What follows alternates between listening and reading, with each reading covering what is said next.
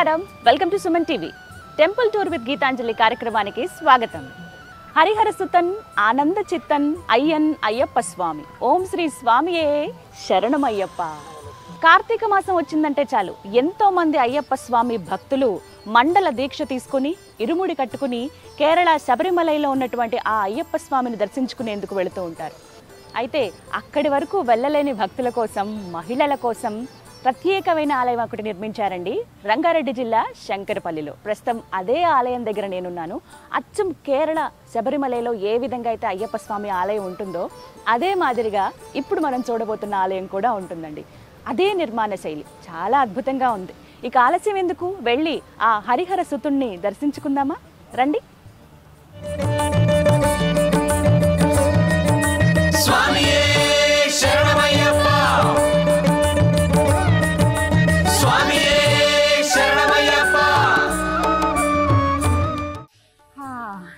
ఎప్పుడెప్పుడు చూద్దామా అని ఉంది అసలు నాకైతే. పైన ఆలయం చాలా బాగుంటుందని చెప్పారు, వెళ్దాం మనం. ఇలా మనం ఫస్ట్ ఇలా లోపలికి రాగానేనండి, ఇది చాలా పెద్ద విస్తీర్ణం. ఆలయం అంతా కూడా 1 ఎకరం స్థలం అండి ఇది. ఇప్పుడు ఇంకా కార్తీక మాసం వస్తుంది కదా, అంతా సిద్ధం చేస్తూ ఉన్నారు, పనులన్నీ కూడా జరుగుతూ ఉన్నాయి. ఇక్కడ రాసింది శ్రీ అయ్యప్ప స్వామివారి దేవస్థానం శంకరపల్లి శ్రీ శ్రీ శ్రీ విగ్రహ ప్రతిష్టాపన ప్రథమ వార్షికోత్సవం. అంటే ఆలయ నిర్మాణం అనేది దగ్గర కొన్ని సంవత్సరాలు పట్టిందటండి. అయితే విగ్రహ ప్రతిష్టాపన అయ్యి సంవత్సరం గడిచింది, ప్రథమ వార్షికోత్సవం కూడా ముగిసింది. దానికి ఈ విధంగా ఒక ఫ్లెక్సీ ఏర్పాటు చేశారు. అయితే ఇక్కడ చూస్తున్నారా పడిమెట్లు, ఇవే కదా ప్రత్యేకం అయ్యప్ప స్వామి వారికి. 18 మెట్లు. అయితే కేవలం మాల వేసుకున్న వాళ్ళు, ఎవరైతే మండలం రోజుల పాటు అయ్యప్ప స్వామి దీక్ష తీసుకుంటారో వారికి మాత్రమే ఇటువైపుగా ఇలా వెళ్లే అవకాశం ఉంటుందండి. సాధారణ భక్తులు కానీ ఎవ్వరికి ఉండదు. ఇరుముడి తల మీద పెట్టుకుని అలా వెళ్తారు కదా స్వామిని, ఇంకా వారే సాక్షాత్ అయ్యప్ప స్వామి కింద లెక్క అనమాట. అందుకే వేరే వాళ్ళు ఎవరు కూడా అక్కడ అసలు పాదం మోపకూడదు. అందుకని ఇలా మనకి క్లోజ్ చేసేస్తారు. ఎక్కడైనా మనం చూస్తాము. ఇక్కడ కూడా ఎంతో భక్తి శ్రద్ధలతో నియమ నిష్ఠలతోటి ఇక్కడ విగ్రహ ప్రతిష్టాపన అనేది జరిగింది. అంతే శక్తి కూడా ఇక్కడ ఉంది. మనం ఎప్పుడు అది గౌరవించాలి కాబట్టి ఆ సాంప్రదాయాన్ని. అదేవిధంగా ఇక్కడ కేవలం ఎవరైతే ఇరుముడి పట్టుకుని వెళ్తారో స్వామి దగ్గరికి వాళ్ళకి మాత్రమే అనుమతి ఉంటుందన్నమాట.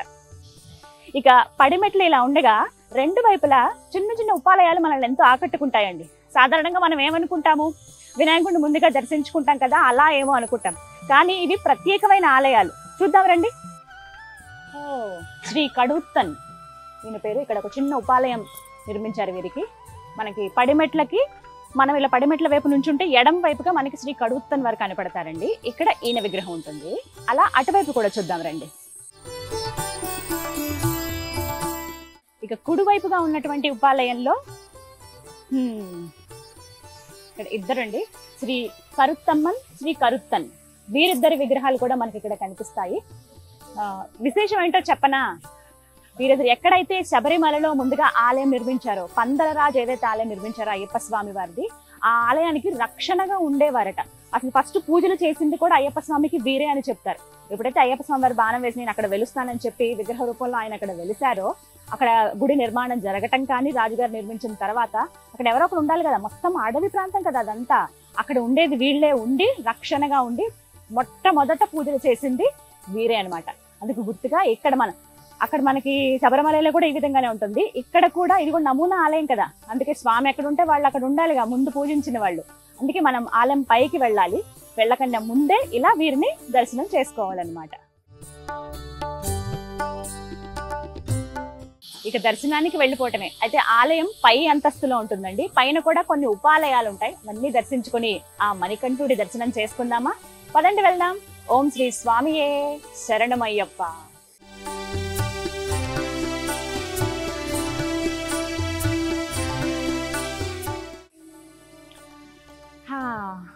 పైకి వచ్చేసాం. ఇది ప్రధాన ఆలయం అండి. ఇలా వెళ్తే అయితే మనం ముందుగా గణపతిని దర్శించుకోవాలి కదా. ఇదో ఉపాలయాలన్నీ కూడా మనకి వెనుక భాగంలో కనపడతాయి, వెళ్దాం.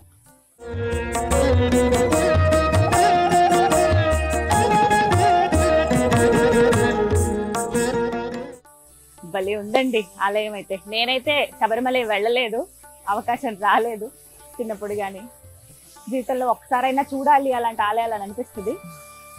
అంతా స్వామి దయ. ఆయనే ఇక్కడ మన కోసం వెలిసినప్పుడు ఇంకా సంతోషం కదా. ఉపాలయాలు కూడా ఆర్కిటెక్చర్ చూడండి ఒకసారి, అచ్చం మనకి ఏ విధంగా కేరళ శబరిమలలో ఉంటాయో అదే విధంగా ఉంటాయి.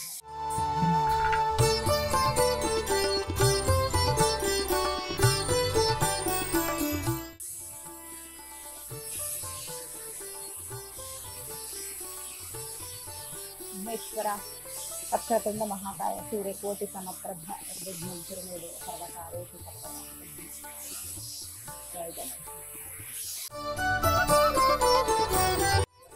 శ్రీ నాగదేవత భలే ఉంది అమ్మవారు. అయితే గంధం అవి పూసారు, చుట్లు ఇలా చుట్టుకుని పైకి ఇలా 5 ముఖాలతో ఉంది అన్నమాట. నాగదేవత. సుబ్రహ్మణ్యేశ్వర స్వామి చక్కగా నెమలి వాహనం, నెమలి అలా ఉంది. స్వామి కళ్ళు ఎంత అందంగా ఉన్నాయో, వెండి కళ్ళు పెట్టారండి, భలే ఉన్నారు. సుబ్రహ్మణ్యేశ్వర.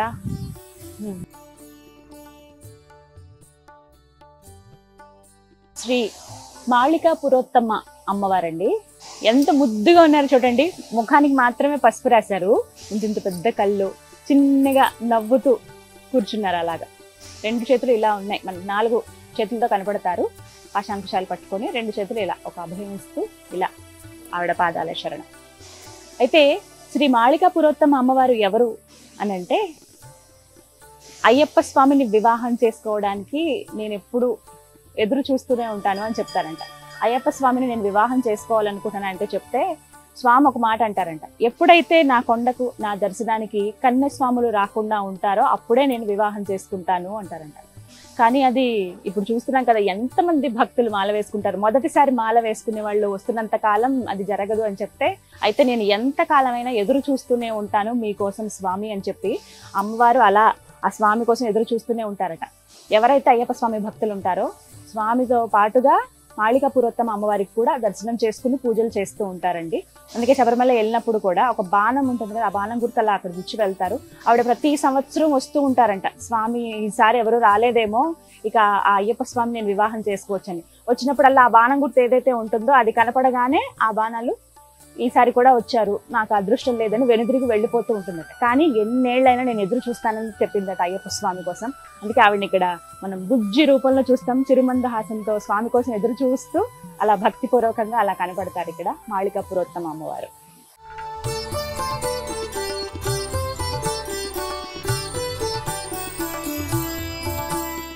ఉపాలయాల దర్శనం అయితే అయిపోయింది. ఇక ఎప్పుడెప్పుడు అయ్యప్ప స్వామి దర్శనం చేసుకుందామా అని ఉందండి.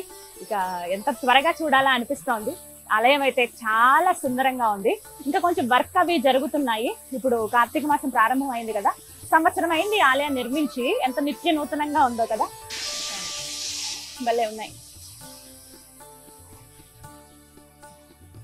దర్శనం అంటే ముందుగా మనం ధ్వజస్తంభానికి నమస్కరించుకుని వెళ్ళాలి. ఈ కన్స్ట్రక్షన్స్ ఇవన్నీ కూడా ఇప్పుడు జరుగుతున్నాయి.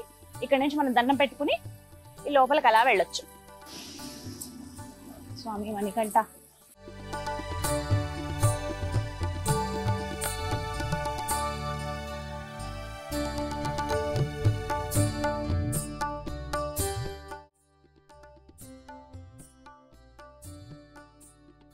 ఇక ప్రధాన ఆలయం వైపు వెళ్లే దారి ఇటండి. ఇక్కడి నుంచి అలా నడుచుకుంటూ వెళ్ళాలి. 2 పెద్ద పెద్ద తలుపులు అలా తెరిచి ఉంటాయి, మనకి స్వాగతం పలుకుతాయి స్వామి దగ్గరికి వెళ్ళేందుకు. స్వామి శరణమయ్యప్ప.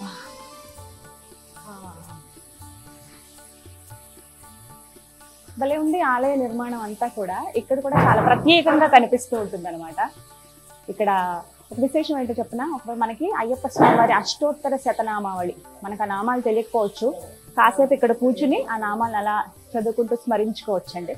అలాగే ఆ స్వామిని ఇక్కడి నుంచి చూడొచ్చు. ఇంకా దగ్గరికి వెళ్ళి చూసి దర్శనం చేసుకుంటాను నేను. అయితే మూలమూర్తుల్ని మనం ఎప్పుడు ఫోటో తీయటం కానీ వీడియో తీయటం కానీ చెయ్యం కాబట్టి అది మనం గౌరవిస్తూ నేను దర్శనం చేసుకుని స్వామి ఎలా ఉన్నారో నా అనుభవం చెప్తాను.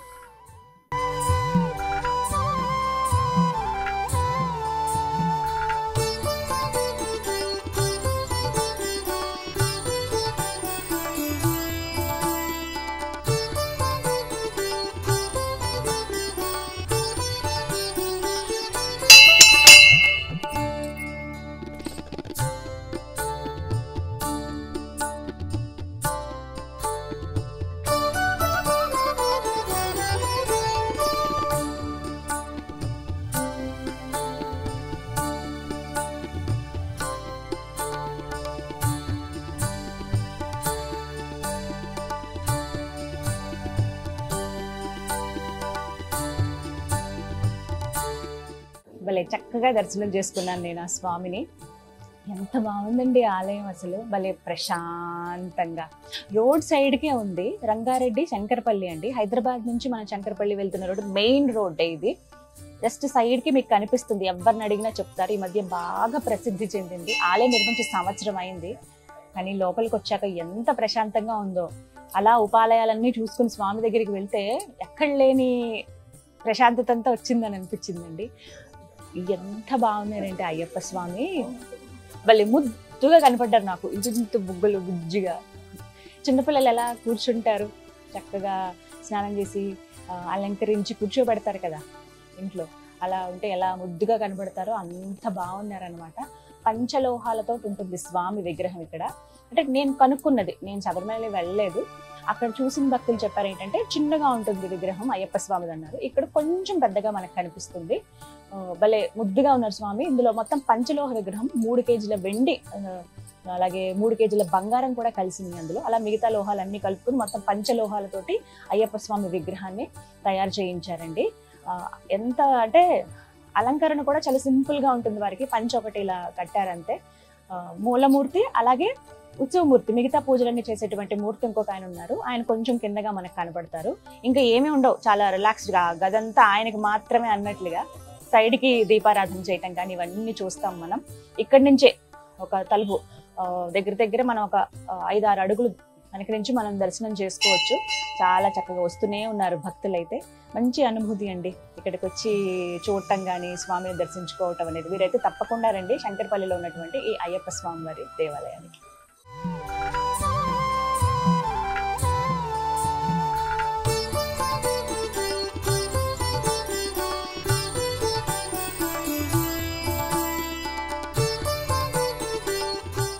వారాలలో బుధవారం అయ్యప్ప స్వామి వారికి ఎంతో ప్రీతి అని చెబుతూ ఉంటారు.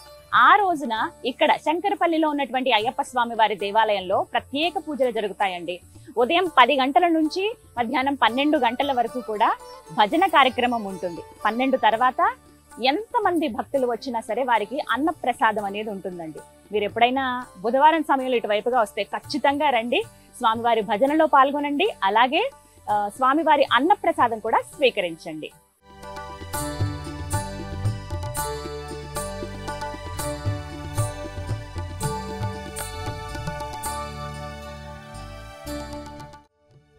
శంకరపల్లిలో ఉన్నటువంటి అయ్యప్ప స్వామి వారి దేవాలయంలో అన్ని అద్భుతాలేనండి.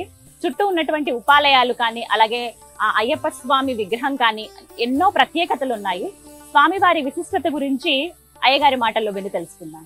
ఎప్పుడండి నిర్మాణం జరగటం, ఈ ఆలయ విశేషాలు చెప్పండి.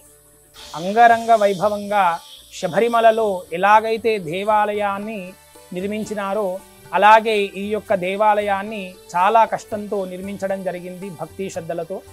ఈ యొక్క ప్రతిష్టాపన శంకుస్థాపన జరిగి 2010లో శంకుస్థాపన అయ్యి ఈ ఆలయం యొక్క ప్రతిష్టాపన 2023 జూన్ 1న అంగరంగ వైభవంగా ఈ యొక్క ప్రతిష్టాపన చేయడం జరిగినది.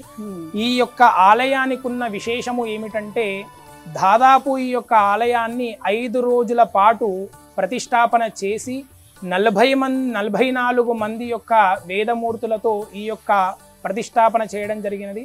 అందుకే స్వామివారి యొక్క ఇక్కడ విశేషం ఏమిటంటే ఎవరైతే భక్తులు వచ్చి ఈ యొక్క దేవాలయాన్ని దర్శనం చేసుకొని కోరుకున్న కోరికలు నెరవేర్చుకుంటారో 41 రోజులో ఆ యొక్క కోరిక నెరవేరుతుంది. నెరవేరిన వెంటనే 108 ప్రదక్షిణాలు చేయడము చాలా విశేషము ఈ యొక్క దేవాలయంలో. కావున ఈ యొక్క దేవాలయం యొక్క మహా అద్భుతమైన విషయము ఏమిటంటే 44 మంది చేత ఈ యొక్క దేవాలయాన్ని ప్రతిష్ఠించడము ఇదే మొదటిసారి ఈ యొక్క తెలంగాణలో. ఎందుకు అనంటే ఎక్కడనైనా కానీ యథావిధిగా ఒక బ్రాహ్మణుడు దొరికితే ఇంకొక బ్రాహ్మణుడు మంత్రాలు రాని వాళ్ళు దొరకవచ్చు. కానీ 44 మంది ఋగ్వేదం, యజుర్వేదం, సామవేదం, అథర్వణ వేదం 4 వేదాలు నేర్చుకున్నటువంటి బ్రాహ్మణులు దొరికి అంగరంగ వైభవంగా 5 రోజుల ఈ ప్రతిష్టాపన కార్యక్రమం అనేది జరిగింది. మొన్న జూన్ నాడు యథావిధిగా ప్రథమ వార్షికోత్సవం విజయవంతంగా కూడా చేయడం జరిగినది. కావున ఈ యొక్క దేవాలయానికి భక్తులందరూ కూడా అధిక సంఖ్యలోనే వస్తూ ఉంటారు. సంవత్సరం పూర్తయింది, స్వామివారి ప్రతిభ కూడా అలా వెలుగుతూనే ఉంది, చాలా మందికి తెలిసిందండి. అందులోనూ కేరళలో అక్కడ దాకా వెళ్ళి చూడలేని వాళ్ళం అలాంటి వాళ్ళు చాలా మంది ఉన్నారు. అలాంటి వాళ్ళకి ఇది ఒక గొప్ప అవకాశం. అవునమ్మా. ప్రత్యేకమైన రోజులు ఏమిటండి ఇక్కడ? ప్రత్యేకమైన రోజులు బుధవారం ఒకటే నాడమ్మ. బుధవారం నాడు ఉదయం స్వామివారికి 6 గంటలకు మహాపంచామృత అభిషేకము, అలాగే వచ్చినటువంటి భక్తులందరికీ కూడా అర్చనలు, హారతులు. అదే విధంగా 10 గంటలకు భజన కార్యక్రమం స్వామివారికి మొదలవుతుంది. 10 నుంచి 12 గంటల వరకు భజన కార్యక్రమం. 12 నుంచి 1:30, 2 గంటల వరకు ఎంత మంది వస్తే అంతమందికి అన్నదాన కార్యక్రమం నిర్వహించడం కూడా జరిగింది.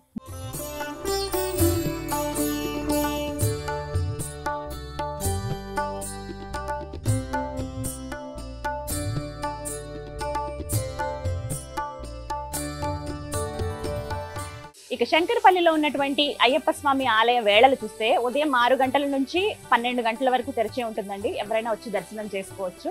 అలాగే మళ్ళీ సాయంత్రం 4 గంటల నుంచి 8 గంటల వరకు ఆలయం తెరిచి ఉంటుంది. దర్శనం చేసుకుని వెళ్ళొచ్చు. ప్రత్యేకించి ఇక్కడ ఎలాంటి నియమాలు అనేవి ఉండవు. ఎవరైనా భక్తులు రావచ్చండి. మహిళలు, చిన్నవాళ్ళైనా, పెద్దవాళ్ళైనా, వృద్ధులైనా ఎవరైనా సరే వచ్చి ఆ స్వామిని దర్శించుకుని వెళ్ళొచ్చు. ఇక్కడ ఇంకా ప్రత్యేకం ఏంటో తెలుసా? సుబ్రహ్మణ్య స్వామి. స్వామికి ప్రతి మంగళవారం ఇక్కడ అభిషేకాలు జరుగుతాయి. ఎవరైతే సంతానం లేక ఇబ్బంది పడుతున్నారో, కుజ దోషాలు ఉన్నాయో, సర్పదోషాలు ఉన్నాయో, ఇలా ఉన్న వారికి ఇక్కడ ప్రత్యేకమైన పూజా కార్యక్రమాలు చేస్తారు. అలాగే నాగదేవత విగ్రహం కూడా ఎంతో చక్కగా ఉంటుంది.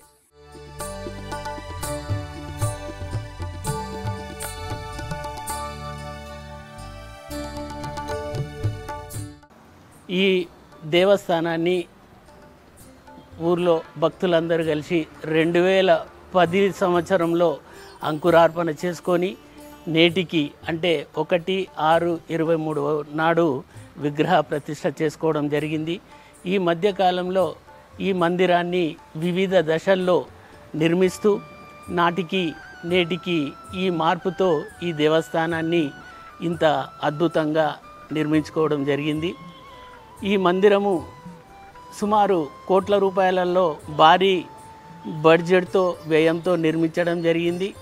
ఈ బడ్జెట్ అంతా, ఈ వ్యయం అంతా భక్తుల సహకారంతో, భక్తులు చిన్న పెద్ద మొత్తంలో భక్తులు సహకరించడం వల్ల ఈ దేవస్థానాన్ని ఇంత అద్భుతంగా నిర్మించుకోవడం జరిగింది.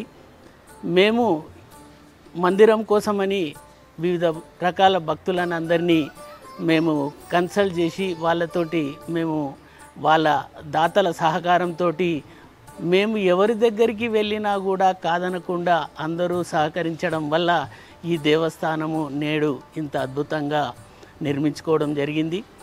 1వ తారీఖు 6వ నెల 23వ సంవత్సరంలో విగ్రహ ప్రతిష్ఠ చేసుకోవడం జరిగింది. అంతకంటే ముందు నిర్మాణంలో ఉండింది. పోతే మందిర విగ్రహ ప్రతిష్ఠ జరిగిన తర్వాత దేవస్థానంలో రోజువారీ పూజలు ఉంటాయి. అలాగే మండల కాలంలో నవంబర్ 26 నుండి డిసెంబర్ 26 వరకు, నవంబర్ 16 నుండి డిసెంబర్ 26 వరకు మండల కాలం అంతా ఇక్కడ అన్నదానము మరియు పడి పూజ కార్యక్రమాలు నిర్వహించుకోవడం జరుగుతుంది.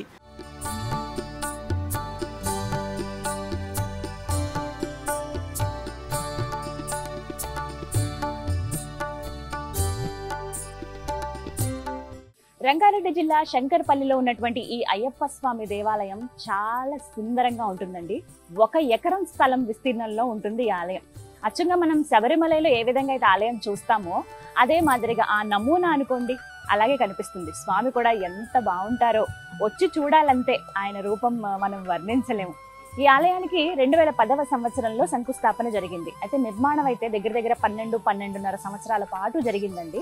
మొత్తంగా ఈ ఆలయ ప్రారంభోత్సవం అయితే 2023వ సంవత్సరం జూన్లో చేశారు. 5 రోజుల పాటు స్వామివారి విగ్రహ ప్రతిష్టాపన జరిగింది.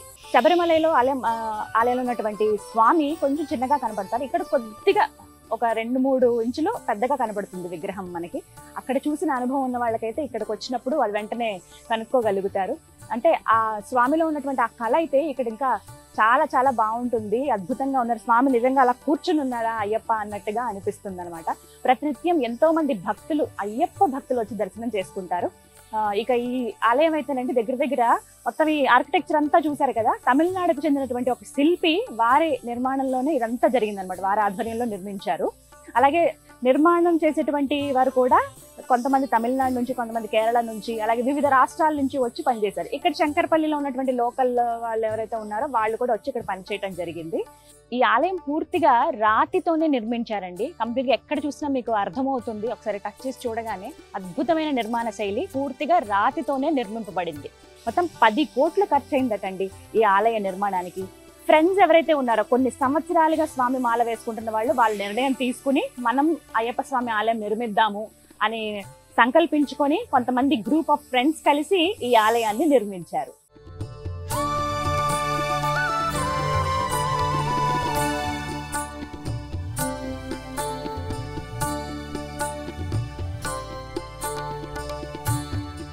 చూసారుగా, ఇది ఇవాల్టి టెంపుల్ టూర్ విత్ గీతాంజలి. మరో దివ్య ఆలయ విశేషాలతో మళ్ళీ మీ ముందుకు వస్తాను. అంతవరకు సెలవు, నమస్కారం. స్వామియే శరణమయ్యప్ప.